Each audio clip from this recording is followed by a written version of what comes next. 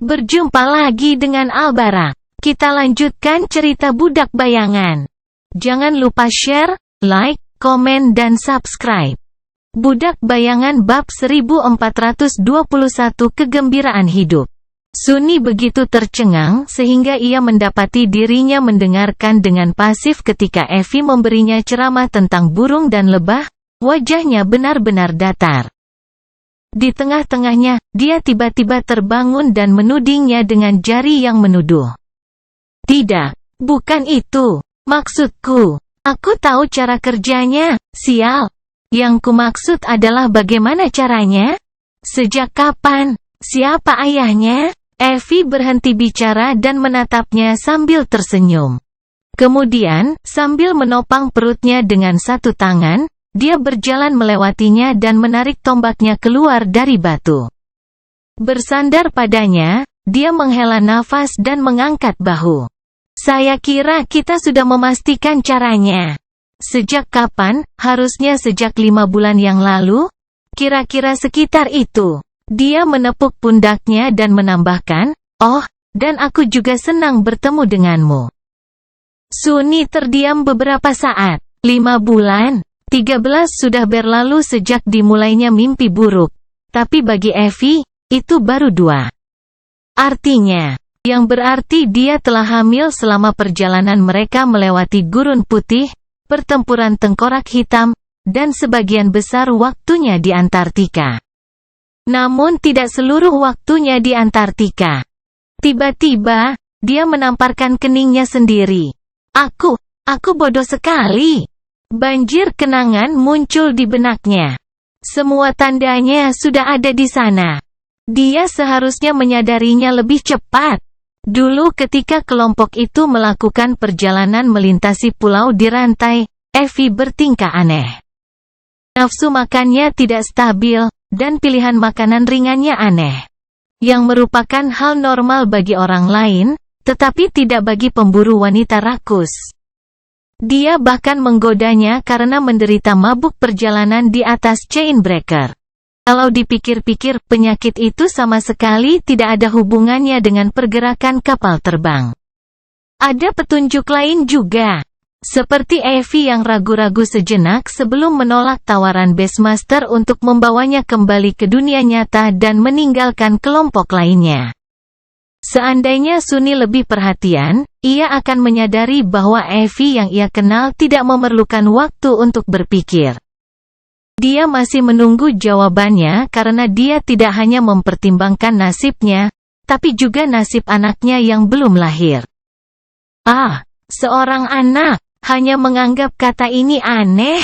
Dia menutupi wajahnya dengan tangan sejenak, lalu memaksakan beberapa kata, "Ya, aku juga senang bertemu denganmu." Tentu saja, pikirannya masih kacau. Suni terdiam beberapa saat, lalu menambahkan dengan lemah, "Jadi, aku akan segera menjadi paman Suni?" Mendengar dia mengatakan itu, Evi menyeringai. Suaranya hangat. "Saya pikir yang Anda maksud adalah paman Dufus." Tapi kata-katanya tidak. Suni menatapnya dengan marah. "Apa paman Dufus? Jangan berani-berani merusak keponakanku. Atau keponakanku, dengan omong kosongmu. Ada banyak hal yang perlu mereka diskusikan. Seperti bagaimana jet sudah aman, dan bagaimana cara kembali ke pemutus rantai, bahaya bunga angin, putaran waktu." Tapi Suni masih terpaku pada Evi. Evi, pemburu wanita terkenal yang dibesarkan oleh serigala, sedang mengandung. Bagaimana hal itu bisa terjadi? Maksudku, aku tahu caranya, dan dia adalah wanita muda yang sangat sehat. Sangat menarik juga, tapi tetap saja. Dia menatapnya, lalu tiba-tiba mengerutkan kening. "Tunggu, bajingan mana yang menghajarmu? Apakah aku perlu menghajarnya?" Matanya melebar lagi. "Tunggu, apa aku perlu menghajar Kai?" Evi terdiam beberapa saat, lalu tertawa. "Astaga, Suni. Tenang. Kai bukan ayahnya." Suni memang sedikit rileks. Dia merasakan campuran yang aneh antara lega dan kecewa, kedua emosi tersebut jelas tidak masuk akal. Apa-apaan? Apakah aku ingin Kai menjadi ayahnya? Sambil menggelengkan kepalanya karena bingung, Sunny berdiam sejenak, lalu bertanya dengan kelelahan, jadi siapa? Dia tersenyum. Jika Anda harus tahu, dia hanyalah seseorang yang saya kenal di Antartika. Pria yang sangat baik, dari pasukan evakuasi. Kami bertemu secara tidak sengaja, dan, ya, satu hal mengarah ke hal lain. Anda tahu, perang, adrenalin, kegembiraan tentang bertahan hidup di hari lain, ketakutan akan kematian yang akan datang, semua hal ini membuat seseorang ingin merasa hidup.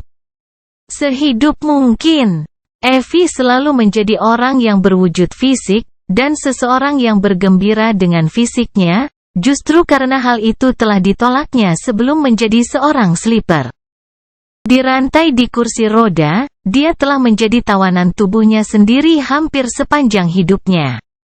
Jadi, dia bersukacita karena menjadi sehat dan mampu sejak mantra memberinya kesempatan. Jadi, Sunny bisa melihat bagaimana Evie membiarkan gairah mengambil alih di tengah bencana perang. Tetap, dia menggelengkan kepalanya. Siapa namanya? Dia tiba-tiba terbatuk. Kerutan di dahi Sunny semakin dalam. Ada apa dengan reaksi itu? Evie ragu-ragu sejenak, lalu membuang muka. Itu, aku tidak tahu. Sunny menatapnya, merasa tersinggung. Evie, suaranya penuh ketidakpercayaan dan keheranan. Dia mengangkat tangannya untuk membela diri, ekspresi malu yang jarang muncul di wajahnya. Hei, bukan itu yang kamu pikirkan. Aku sangat kenal orang ini. Dia benar-benar pria yang baik dan terhormat. Dia penduduk lokal Antartika, tapi menjalani kampanye di pusat Antartika bersama pasukan evakuasi pertama. Dia terluka di Falcon Scott dan dikirim ke timur bersama tentara lainnya yang terluka selama putaran terakhir evakuasi. Begitulah cara kami bertemu, sebenarnya. Saya sedang mengunjungi salah satu bawahan saya yang terluka di rumah sakit, dan dia akan dipulangkan. Sunny merasa sedikit lega. Setidaknya dia sepertinya menyukai Basta, pria itu. Dan dia berasal dari pasukan evakuasi pertama. Sunny bahkan mungkin pernah bertemu dengannya. Jadi kenapa kamu tidak tahu namanya? Evie terbatuk lagi. Sebenarnya itu adalah kekurangannya. Dia adalah seorang penidur, saat itu. Saat ini, dia pasti sudah terbangun. Wajahnya tiba-tiba menunduk, dan setelah jeda singkat, dia menambahkan dengan pelan, atau mati. Aku tidak tahu. Sunny tiba-tiba terdiam. Seorang tidur, dari pusat Antartika. Yang cacatnya adalah namanya tidak dapat diingat. Jadi bajingan yang tahu, ayah dari anak Evie adalah prajurit muda yang tertular mantra mimpi buruk di konvoi pengungsi Sunny. Jadi dia telah mengantarkan itu ke depan pintu rumahnya dengan kedua tangannya sendiri. Sunny senang mendengar bahwa sleeper tanpa nama telah dievakuasi dari Falcon Scott dan sebenarnya selamat. Tapi di waktu yang sama, aku pasti akan menghajarnya begitu aku kembali. Sunny sibuk dengan emosinya sendiri, tapi menyadari ekspresi sedih Evie, dia menekannya dan menarik napas dalam-dalam. Mereka memasuki mimpi buruk tidak lama sebelum titik balik matahari musim dingin. Jadi, saat ini, penidur tanpa nama itu memang sudah terbangun, atau sudah mati. Kemungkinan besar mereka sudah mati, mengingat keadaan di Antartika saat mereka meninggalkannya. Tapi bukan itu yang ingin dia dengar. Sunny ragu-ragu selama beberapa saat, lalu memaksakan senyum. Orang itu, aku kenal dia. Jangan terlalu khawatir, dia tidak mudah dibunuh. Aku berani bertaruh dia baik-baik saja. Lagi pula, kita menempuh perjalanan sejauh 3.000 km bersama-sama, dan aku secara pribadi memberinya ratusan pecahan jiwa untuk memenuhi intinya. Bahkan bisa dikatakan bahwa aku secara praktis membesarkannya. Akankah Slipper yang kubesarkan pergi dan mati tanpa meminta izinku? Tidak, dia akan terlalu takut. Effie memandangnya sebentar. Perlahan, ekspresi sedih menghilang dari wajahnya, dan senyuman tipis malah muncul di wajahnya. Menyadari senyuman itu, Sunny mengerutkan kening. Apa? Aku tahu kamu memikirkan sesuatu yang tidak pantas lagi. Hentikan. Dia menggelengkan kepalanya dan terkikik. Tidak, tidak. Aku hanya berpikir. Karena kamu mengatakan bahwa kamu membesarkannya, maka itu pasti kakek Dufus, bukan paman. Benar. Sunny berkedip. Ekspresinya membeku. Jantungnya berdetak kencang. Apa kakek Dufus? Persetan? Ambil kembali. Wanita jahat ini. Budak Bayangan bab 1422 petualangan luar biasa dan perbuatan menakjubkan dari pemimpi pahlawan Sunless dan rekan-rekannya yang berani di piramida jahat ketakutan kuno. Ringkas, volume 6. Setelah keterkejutan awal pertemuan mereka mereda, Sunny dan Effie perlahan menuju lebih jauh ke pedalaman. Sunny menelusuri kembali langkahnya. Sementara Effie belum pernah sejauh ini ke dalam hutan berkabut, sebagian besar waktunya di Windflower dihabiskan untuk bersembunyi dari makhluk mimpi buruk ganas yang berdiam di tepi pantai. Dia akhirnya memberanikan diri mencari Jet, tetapi malah menemukan Sunny. Dia masih belum pulih dari kenyataan bahwa pemburu wanita yang lincah itu sedang mengandung.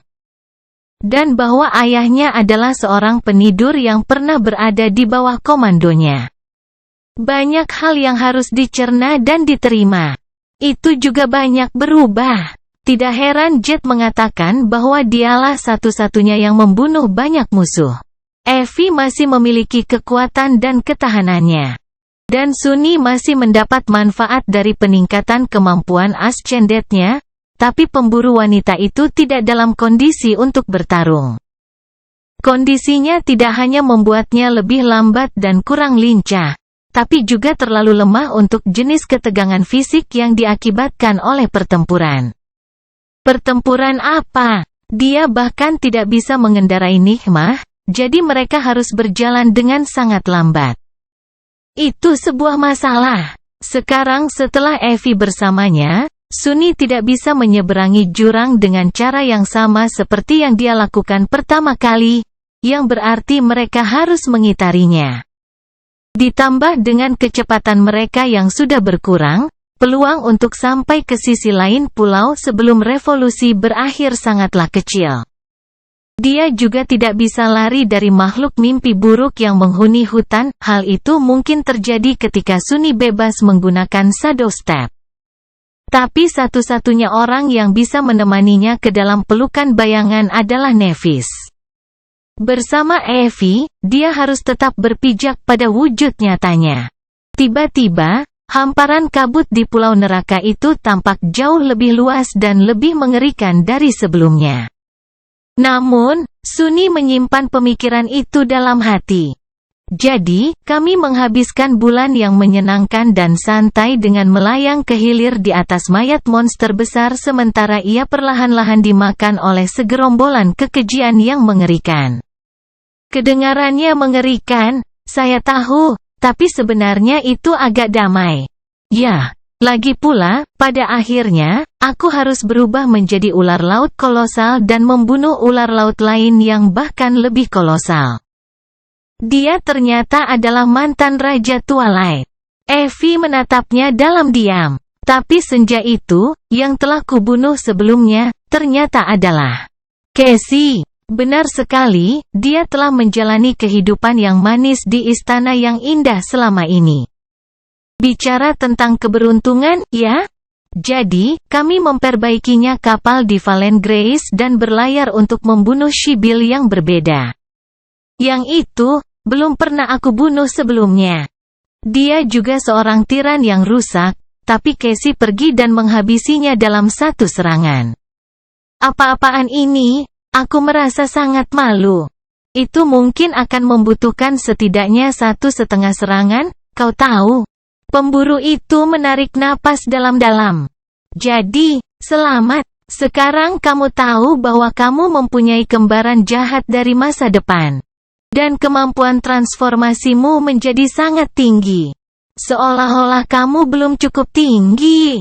Benar, kembaran jahat Jet juga ada di sini, dan dia bahkan kurang menyenangkan. Jika bukan karena putaran waktu, aku pasti sudah mati karena dia. Sunni terdiam beberapa saat, lalu mengangguk. Ya, menurutku itu mencakup semua hal dengan benar. Melihat ke arah Evie, dia menyadari bahwa ekspresinya kosong. Dia mengangkat alisnya. Apakah aku tidak menjelaskan tentang putaran waktu dengan cukup baik? Aku tahu, ini aneh. Pemburu itu perlahan menggelengkan kepalanya. Tidak, aku mengerti. Tapi, Sunni, maksudmu? Matanya tiba-tiba berkilat kesal. Bahwa aku sudah hamil lebih dari setahun? Sekarang, gilirannya memasang ekspresi kosong. Sudut mulut Sunni bergerak-gerak. Semua yang kukatakan, dan hanya itu pertanyaanmu? Evie menggelengkan kepalanya dengan marah. Tidak, tapi kamu tidak mengerti. Apa menurutmu hamil itu menyenangkan? Apa menurutmu rasanya menyenangkan? 9 bulan sudah cukup buruk, tapi sudah lebih dari setahun, dan umurku baru setengah tahun. Selesai. Dia mengusap punggungnya dengan ekspresi sedih dan menusuknya dengan tatapan marah. Sunni berkedip. Untuk apa kamu marah padaku? Itu bukan salahku. Ditambah lagi, secara teknis ini hanya berlangsung selama itu. Dari sudut pandangmu, bulan-bulan tambahan itu bahkan tidak dihitung.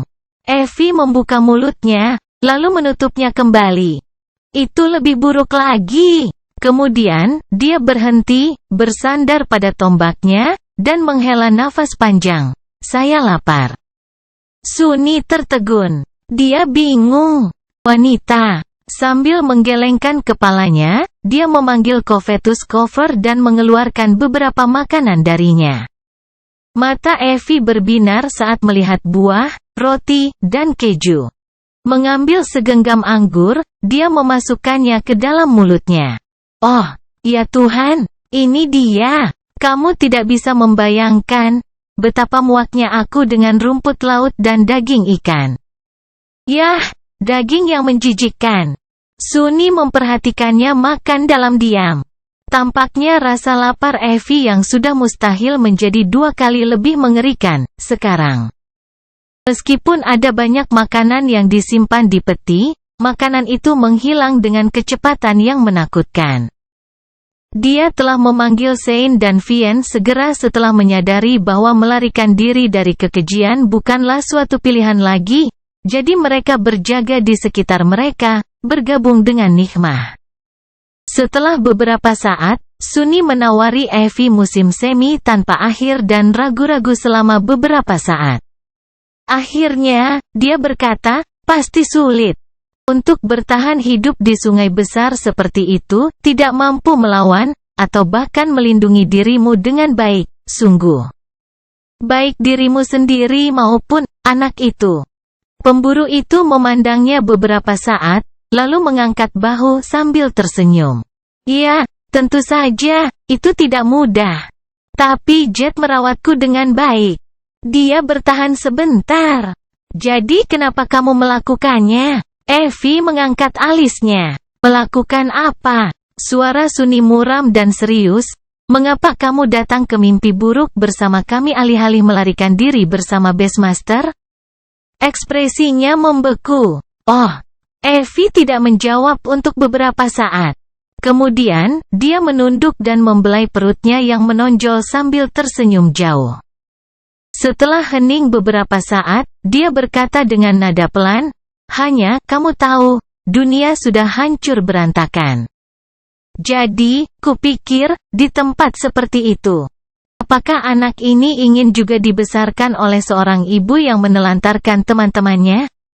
Dan jawabannya, adalah tidak. Mendongak, dia memasang senyum palsu dan mengangkat bahu. Setidaknya itulah yang kuperhitungkan. Sunni mengamati wajahnya beberapa saat, lalu membuang muka dan mengangguk. Lalu, dia tersenyum miring. Begitu. Jadi, kamu menantang mimpi buruk ketiga untuk memberi contoh pada anakmu. Oke, baiklah. Apa kamu gila? Contoh macam apa itu? Evie tertawa. Saat dia menjawab, suaranya lembut, yang bodoh. Pada akhirnya, mereka tidak berhasil sampai ke pemutus rantai tepat waktu. Sunni berhasil menyelamatkan Evie, tetapi revolusi berakhir bahkan sebelum mereka mencapai menara. Sadar ide yang sudah dikenalnya, Sunni melihat ke dalam kabut dan menghembuskan napas perlahan. Contoh yang bodoh, ya? Profesor Obel mungkin benar. Umat manusia membutuhkan sedikit kebodohan untuk bertahan hidup. Dengan lelah menutup matanya, dia menundukkan kepalanya dan menghela nafas. Ini akan menjadi hari yang sangat panjang. Budak Bayangan bab 1423 garis di pasir. Hari ini, aku tidak akan mati. Duduk di pasir putih, Sunni menatap peta kasar yang tergambar di depannya. Di atasnya ada bunga angin, setidaknya semua yang telah dia pelajari tentang pulau berkabut. Teluk tersembunyi tempat Chain Breaker jatuh berfungsi sebagai titik paling selatan. Di sebelah timurnya terdapat kebun tulang dan kupu-kupu berongga. Di sebelah baratnya terdapat tempat perburuan macan tutul membusuk. Pembantaian abadi berada tepat di depan, di utara, dan di belakangnya ada menara pencari. Tentu saja masih banyak lagi bekas luka di pasir. Sunni telah menandai lokasi setiap makhluk mimpi buruk yang dia kenal, dan ada banyak di antaranya yang telah membunuhnya setidaknya sekali, serta semua penanda yang dia temukan. Jurang kaki 1000 yang memisahkan sisi jauh pulau, pelabuhan terbengkalai tempat tinggal Fin teror yang mengerikan, kuil yang ditumbuhi pohon yang bagaikan mimpi buruk di dalam mimpi buruk. Danau tak terhindarkan yang berubah menjadi merah karena bangkai raksasa yang mengambang di dalamnya, cincin obelis hitam yang mematikan. Ada berbagai macam cara untuk mati di Windflower. Dia sempat bertanya-tanya apakah pernah ada peta yang menyebabkan begitu banyak penderitaan bagi penciptanya. Bagian terburuknya adalah hampir tidak ada gunanya. Satu peta tidak cukup untuk membantunya menjelajahi pulau itu. Makhluk mimpi buruk yang menghuni kabut tidak tinggal diam, membuat usahanya untuk menandai lokasi mereka menjadi sia-sia. Devouring Beast khususnya memiliki cara untuk muncul di tempat yang paling tidak terduga karena kecepatannya. Makhluk tak terlukiskan yang bersembunyi di kabut di atas pulau juga tidak bisa diprediksi. Jadi, yang harus dia lakukan bukan hanya memetakan setiap kekejian kuat yang dipenjarakan di Windflower, tapi juga memetakan pergerakan mereka. Gambar di pasir hanyalah titik awal, Sunni harus membuat lusinan lagi secara mental, masing-masing sedikit berbeda. Hanya dengan begitu dia akan mendapatkan gambaran yang jelas tentang di mana makhluk mimpi buruk yang paling mengerikan berada di setiap momen perulangan, dan mengetahui cara menghindarinya. Hal itu, pada gilirannya, akan memungkinkan Sunni memetakan jalur tercepat ke Evie dan kembali. Masalahnya adalah melacak kekejian itu tidaklah mudah. Kalaupun ada, itu benar-benar mematikan. Dan Sunni tidak hanya harus menemukan setiap kengerian itu satu kali saja, dia harus menemukannya berulang kali di waktu yang berbeda, sambil menghindari makhluk mematikan lainnya. Dia baru saja memulai tugasnya, tetapi sudah merasa sangat lelah. Kelelahan mental yang menumpuk selama proses penjelajahan pulau itu akhirnya tak tertahankan lagi. Sunni bahkan tidak bisa berpikir jernih, menggambar beberapa peta khayalan adalah hal yang mustahil. Ah, aku lelah. Dia mengusap wajahnya, merasa agak aneh. Tubuhnya penuh semangat dan energi, tetapi pikirannya yang demam ingin sekali tidur. Teruskan seperti ini, dan kamu akan benar-benar menjadi pangeran gila. Yah, setidaknya gila. Para dewa tahu bahwa tidak ada orang waras yang akan menyebut cacing mengerikan sepertimu sebagai pangeran. Sunni menoleh sedikit dan menatap dosa penghiburan. Dia terlalu lelah bahkan untuk marah. Siapa yang kamu sebut mengerikan? Kami terlihat persis sama, idiot. Sambil menggelengkan kepalanya, dia kembali ke peta. Pada saat itu, bayangan seseorang menimpanya. Mendongak, Sunni melihat Nevis, dia sedikit terkejut. Sepertinya aku benar-benar kehabisan tenaga. Sunni tidak hanya merindukan pergerakan bayangan, ia bahkan tidak menyadari dering pelan gelang kaki peraknya. Ini peta pulaunya. Casey dan Jet tidak jauh di belakangnya. Dalam beberapa revolusi baru-baru ini, Sunni telah berupaya keras untuk mempersingkat waktu yang dibutuhkan untuk menyelamatkan Soul Reaper dan mempercepat semua orang. Sekarang, dia hanya membutuhkan waktu 20 menit. Yah, teman-temannya masih penuh dengan pertanyaan, tapi dia bisa menjawabnya secara bertahap. Sunni juga telah membuang kebiasaan bergerak sendiri, setidaknya untuk saat ini, dan saat ini mencoba melibatkan anggota kelompok dalam menantang lingkaran tersebut. Dia mengangguk. Ya, mengambil tongkat, Sunni menunjuk ke tanda paling selatan di peta. Disinilah kita berada. Kemudian, dia menunjuk ke sebuah tanda hampir di sepanjang utara. Disinilah Evie berada. Akhirnya, dia menunjuk ke sebuah tanda di dekat pemutus rantai, dan satu lagi sedikit di atasnya. Dan kesinilah kita harus pergi. Nevis mempelajari peta itu selama beberapa saat, tenggelam dalam pikirannya. Meski dia tetap diam, Jet bertanya dengan nada ragu-ragu, "Mengapa kita tidak langsung saja menemui si pelahap itu?" Sunni menggelengkan kepalanya. Aku sudah mencobanya berkali-kali, tapi itu terlalu sulit. Ada banyak kekejian besar di sana-sini. Yang lebih buruk lagi, pembantaian abadi dan binatang buas yang memangsa juga berkeliaran di hutan. Keduanya, mereka adalah makhluk paling berbahaya di pulau ini, sejauh ini. Lalu, dia melihat peta. Tapi ada sistem gua yang berada di bawah sebagian besar bunga angin. Jika kita bisa bergerak di bawah tanah, kita mungkin akan sampai ke Evie tepat waktu. Jadi, kita akan menuju pintu masuk terdekat ke gua-gua, tapi ada makhluk mimpi buruk di bawah tanah. Jadi kita singgah sebentar dulu. Jet menatap peta itu beberapa saat, lalu mengangguk. Karena tidak ada lagi yang perlu didiskusikan, mereka meninggalkan Chain Breaker dan berangkat ke timur, menuju kebun tulang. Sunni berjalan tepat di belakang Nigma, menatap ke kejauhan dengan ekspresi kosong. Dia merasa setengah tertidur. Nevis mengamati wajahnya dengan sedikit kekhawatiran. Dia ragu-ragu sejenak, lalu bertanya, "Apa kamu baik-baik saja?" Sunni tersentak dan memandangnya dengan bingung. Setelah beberapa saat berlalu dalam keheningan, dia tersenyum. "Tentu saja, hanya lelah." Alisnya sedikit berkerut. "Berapa banyak revolusi yang telah kamu lalui sebenarnya?" Dia menggaruk kepalanya. Aku tidak begitu ingat saat ini. Sekitar 30, menurutku. Iya, sekitar itu. Sunni menarik napas dalam-dalam, lalu menghembuskannya perlahan. Kurasa kita sudah berada di dalam mimpi buruk ini selama 5 bulan, sekarang. Ya, 14 bulan, tanpa menghiraukan badai waktu. Waktu berlalu dengan cepat. Kerutan di dahi Nev semakin dalam. Dia menatapnya sebentar, lalu membuang muka.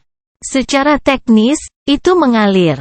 Sementara dia mempertimbangkan apakah itu hanya lelucon, dia terdiam, dan kemudian menambahkan dengan nada datar seperti biasanya, "Mungkin ini waktunya istirahat." "Bukankah kamu memperlakukan dirimu sendiri dengan terlalu kejam?" Sunni mengangkat alisnya, terkejut. Nevis adalah seseorang yang tidak pernah dia duga akan mengatakan hal seperti itu. Bukankah dia adalah orang yang memperlakukan dirinya sendiri dengan sangat kejam? Seseorang yang tidak keberatan terbakar hidup-hidup tanpa henti jika itu berarti mencapai tujuannya. Ke depan, dia tersenyum. Baiklah, jika kamu berkata begitu, aku akan segera mencari kesempatan untuk beristirahat. Sunni tidak menambahkan bahwa jika dia akan istirahat, dia tidak punya pilihan selain istirahat bersamanya. Apa yang harus kita lakukan? Senyumnya melebar, namun kemudian perlahan memudar. Tidak masalah. Lagi pula, dia tidak akan mengingat satu pun hal itu, segera setelah revolusi berikutnya tiba. Sunni akan menjadi satu-satunya yang melakukannya. Budak Bayangan bab 1424 lakukan sendiri. Akhirnya, mereka sampai di kebun tulang. Sisa-sisa kerangka dari kengerian yang mati menjulang tinggi di atas mereka, dan aroma manis halus yang dipancarkan oleh Hollow Butterfly meresap ke dalam kabut yang mengalir. Para anggota kelompok melihat sekeliling dengan tegang, terpesona dengan pemandangan yang menakutkan. Namun Sunni sudah sering mengunjungi kuburan luas ini. Dia berjalan dengan santai di antara tulang-tulang itu, langkahnya tergesa-gesa. Ikuti aku, itu tepat di depan. Segera, monster besar muncul dari kabut. Meski Sunni sudah menjelaskan bahwa itu tidak berbahaya, namun teman-temannya tetap memegang senjata mereka lebih erat. Apa-apaan itu? Suara Jet terdengar serak. Melihat ke belakang, Sunni tersenyum lebar. Nevis dan aku menyebut makhluk ini kupu-kupu hitam. Kami telah melihat makhluk lain beraksi, lebih jauh di hulu. Tentu saja, merupakan suatu berkah bahwa yang di depan kami adalah Hollow. Mereka berempat menatap sosok raksasa dari monster besar itu dengan ketakutan. Setelah hening beberapa saat, Nevis akhirnya bertanya, jadi, sebenarnya kenapa kita ada di sini? Sunni terdiam beberapa saat. Karena itu Hollow, kita tidak akan mendapatkan apapun dengan membunuh, tidak ada pecahan jiwa, tidak ada kenangan. Tapi tubuhnya sangat sehat, dan itu adalah tubuh dengan kualitas tertinggi, jadi, kami di sini untuk membantainya. Percikan putih menyala di mata Nev. Kamu ingin membuat senjata dari kitinnya? Dia mengangguk sambil tersenyum lelah. Ya, beberapa tombak, kuharap. Jika kita berhasil, tombak itu tidak akan mempunyai sihir apapun, tapi mereka masih mirip dengan senjata tertinggi. Itu akan bisa membantu di pulau terkutuk ini. Sunni menatap kupu-kupu yang tak bergerak itu dalam diam, lalu menghela napas. Ayo kita mulai bekerja. Oke. Direncanakan untuk menggunakan kembali bagian tubuh monster besar yang tak berdaya bukanlah hal yang gila, asalkan seseorang mampu mengoyak karapasnya yang tidak dapat ditembus. Sunni sama sekali bukan seorang ahli pengrajin, tetapi tahu lebih banyak tentang pandai besi dan kerajinan daripada rata-rata orang yang bangkit, sebagian besar karena Brilliant Emporium. Ia hampir yakin mereka akan mampu meraih kesuksesan, meski butuh waktu. Namun membuang-buang waktu di sini juga merupakan bagian dari perencanaan. Nev belum mengisi cukup esensi untuk menggunakan kemampuan aktifnya, yang berarti luka Jet masih belum pulih. Sunni tidak ingin memasuki gua sebelum kedua hal itu terjadi. Jadi, mereka berkemah sebentar di tengah kebun tulang. Untungnya, tempat ini adalah salah satu tempat teraman di Windflower, mungkin karena aroma Hollow Butterfly membuat takut makhluk mimpi buruk lainnya. Nevis dan Jet hanya beristirahat dan mengamati, sementara Sunni, Casey, Shane, dan Vian bekerja keras. Target mereka adalah 6 kaki monster besar. Memisahkannya bukanlah tugas yang mudah. Tapi dengan bantuan 5 bayangan dan augmentasi mahkota fajar, serta sebaran memori utilitas yang berguna, pekerjaan tersebut berkembang dengan kecepatan tetap. Sein dan Vien, dengan kekuatan transenden mereka, juga sangat membantu. Pada saat Nephis akhirnya mendapatkan kembali esensi yang cukup untuk menyembuhkan Jet, bagian bawah kaki Hollow Butterfly tergeletak di tanah di depan mereka. Benda-benda itu masih terlalu besar untuk dijadikan tombak, masing-masing panjangnya setidaknya 10 meter, jadi Sunny harus memecahnya dan mencukurnya lagi. Sekarang Nef dapat menggunakan kemampuan augmentasinya, segalanya berjalan lebih cepat. Akhirnya, ada 6 tombak darurat di depan mereka, masing-masing dibuat dari kitin dengan kualitas terbaik. Ada juga seikat lembing mentah, dan tumpukan serpihan panjang di sisinya. Melihat koleksi senjatanya, Sunny mau tidak mau teringat pada Sige Souvenir, sebuah lembing yang dibuatnya dari sisa-sisa kekejian yang terkorupsi, kemudian disihir dan digunakan untuk membunuh Titan yang jatuh.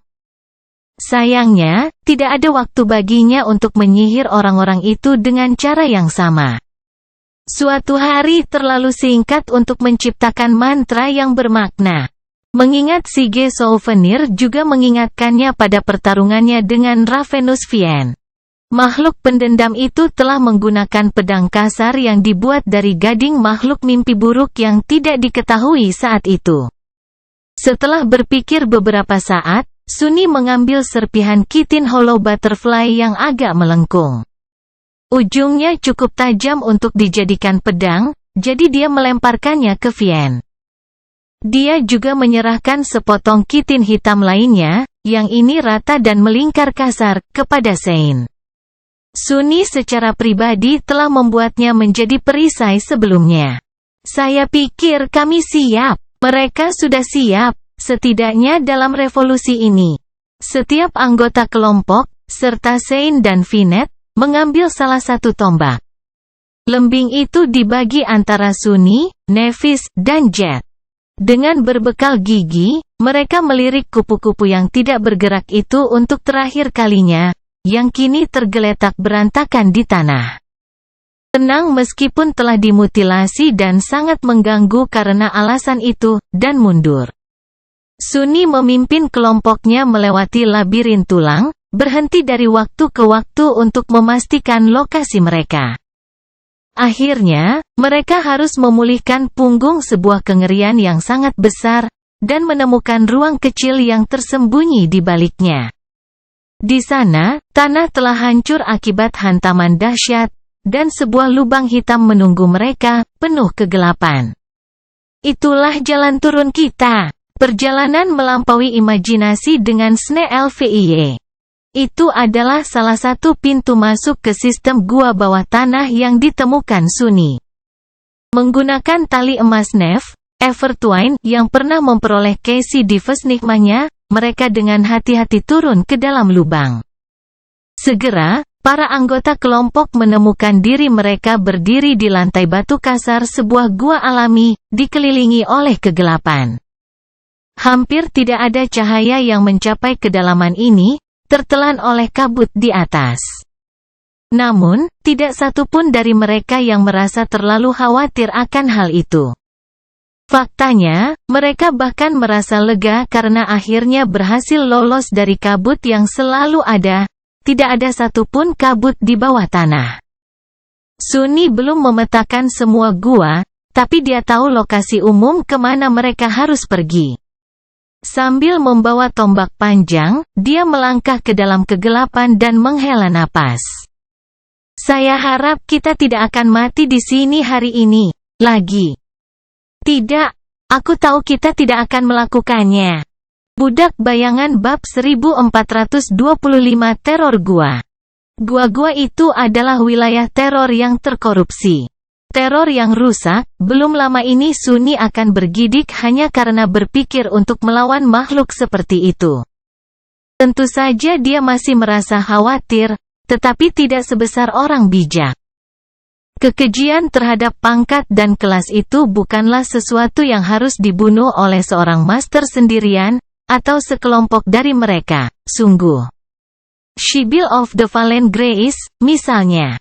tidak hanya mendokumentasikan seluruh kapal LO-49 dan perang besar yang dikirim untuk menyelamatkan personelnya, tetapi juga hampir mengakhiri nyawa Sunni, Naif, dan Saint Bloodwave di Falcon Scott. Teror yang terkorupsi adalah sebuah bencana yang mengerikan. Tentu saja, sama seperti semua orang tidak sama, makhluk mimpi buruk juga tidak sama. Satu teror bisa jadi jauh lebih mengerikan daripada teror lainnya, bahkan dalam batas-batas pangkat yang sama. Bagaimana aspek seseorang melawan kekuatan makhluk itu, atau malah melawan, juga memainkan peran yang besar. Sibyl of the Fallen Grace, misalnya, adalah makhluk yang mengerikan bahkan di antara para teror. Dia juga memiliki jenis kekuatan yang sangat berbahaya, kekuatan untuk memutarbalikkan pikiran dan memberdayakan makhluk hidup. Makhluk yang bersembunyi di gua bunga angin sama sekali berbeda. Teror ini tidak memiliki kekuatan yang memungkinkannya mempermainkan pikiran mangsanya. Itu juga tidak bisa menghancurkan jiwa mangsanya. Sebaliknya, ia sangat kuat dan ditutupi oleh baju besi yang hampir kedap udara. Atau mungkin tidak terlalu kuat, tapi benar-benar tahan. Setidaknya Sunni belum mampu memecahkannya. Mengenai kekuatan, dia tidak yakin, tapi sepertinya ketangguhan luar biasa dari kulit makhluk itu adalah bagian dari diri mereka. Sunni juga menduga keberadaan gua bawah tanah itu ada secara keseluruhan dengan teror. Jika bukan karena waktu di Windflower hanya mencakup 1 hari, siapa yang tahu? Mungkin, dalam waktu dekat, seluruh hutan akan ditelan oleh jurang yang semakin besar di bawahnya. Dia juga bisa membayangkan seluruh kota berubah menjadi membeku saat mereka runtuh ke dalam perut bumi yang menimbulkan benua. Mungkin, jika diberi waktu yang cukup. Namun, Sunni tidak terlalu tegang menghadapi Covenant teror. Ada 2 alasan mengapa dia merasa berharap tentang pertempuran yang akan datang. Pertama, makhluk itu jelas-jelas keluar dari unsurnya. Tidak hanya ia terjebak di sebuah pulau dan dikelilingi oleh air, tanpa ada waktu untuk membiarkan pengaruh buruknya menyebar, namun ia juga tidak memiliki pasukan antek. Segalanya akan jauh lebih suram jika sistem gua dibanjiri oleh ratusan, atau bahkan ribuan, benda-benda keji yang lebih kecil dengan tubuh yang sama kuatnya. Alasan kedua adalah Jet. Kemampuannya untuk mengabaikan segala bentuk pertahanan fisik secara langsung melawan sifat paling mengancam dari teror yang kuat. Selama mereka hidup cukup lama hingga dia bisa melancarkan beberapa serangan, mereka akan menang. Tombak panjang dimaksudkan untuk membelinya saat itu. Saat kelompok itu bergerak lebih jauh ke dalam gua, Sunni menjelaskan semua hal ini kepada teman-temannya. Nevis mengangguk, menyatakan persetujuannya terhadap rencana tersebut. Namun, akan lebih bijaksana jika tidak membunuhnya terlalu cepat. Dia memandangnya dengan heran. Mengapa? Dia diam-diam menunjuk ke arah Casey. Casey memerlukan sedikit waktu untuk mendapatkan pengetahuan tentang atribut dan kekuatannya. Bahkan jika kita membunuh teror ini sekarang, kita masih harus menghadapinya lagi di revolusi yang akan datang. Wawasannya jauh lebih dalam daripada apa yang bisa kita pelajari darinya. Observasi murni, jadi, dengan bantuannya, melawan teror ini di lain waktu akan lebih mudah. Dia berhenti sejenak, lalu menambahkan dengan datar, sebenarnya, jika kau berada di tempatmu, aku akan membawa Casey kemanapun. Untuk mengetahui segala kekejian di pulau ini darinya. Sunni menatap Nevis sebentar, lalu menoleh ke Casey. Sebenarnya dia benar. Dia telah sekarat berulang kali, perlahan-lahan mengetahui lebih banyak tentang tahanan bunga angin yang mengerikan setiap kali dia mati. Membawa serta Casey akan mempercepat prosesnya secara dramatis, dan bahkan memungkinkan dia mempelajari hal-hal yang tidak akan pernah dia pelajari sebelumnya. Namun, dia belum melakukannya. Karena itu berarti Casey juga akan mati berulang kali.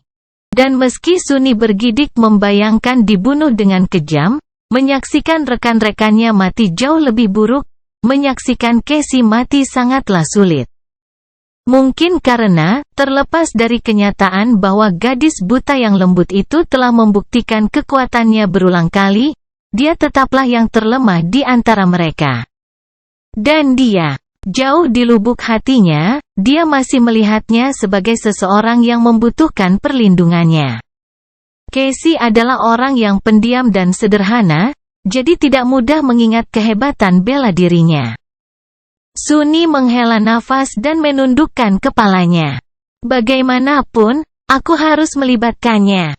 Kemajuan saya terlalu lambat. Saat itu, mereka memasuki gua besar lainnya. Kegelapan di sini tampak sangat dalam dan menyesakkan, nyaris tidak bisa menghalangi cahaya kenangan mereka yang bercahaya. Dia tiba-tiba merasakan bayangan bergerak menakutkan di balik dinding batu yang tebal. Menatap tajam, Sunny menurunkan tombaknya dan berteriak, "Sisi kanan. Bersiaplah!" Di saat berikutnya, dinding gua di sebelah kanan mereka tiba-tiba meledak, beberapa ton pecahan batu berterbangan ke arah mereka seperti peluru artileri. Sunny saja sempat menghindari bongkahan batu hitam ketika sesosok benda raksasa menampakkan dirinya dari awan debu yang sudah baru turun ke atas mereka. Kutukan teror itu menyerupai rayap raksasa yang mengerikan. Sunny hanya bisa melihat kepalanya yang besar dan rahangnya yang terbuka, dengan rahang seperti gergaji yang menonjol dari tepinya. Kepalanya saja hampir selebar seluruh gua, dan ia terbang ke arah mereka dengan kecepatan yang mengerikan. Jurang gelap di perut makhluk itu seperti gua itu sendiri. Sunny telah binasa dengan kesakitan di dalam kegelapannya 1 atau 2 kali, jadi dia tahu tidak ada jalan keluar darinya. Mata berkilat marah. Tidak kali ini, sial. Tetapi pada saat yang sama, bagian lain dari pikiran yang kelelahan berpikir, jadi bagaimana jika aku mati lagi? Saya sangat lelah. Cerita bersambung. Jangan lupa share, like, komen dan subscribe, agar tidak ketinggalan cerita selanjutnya.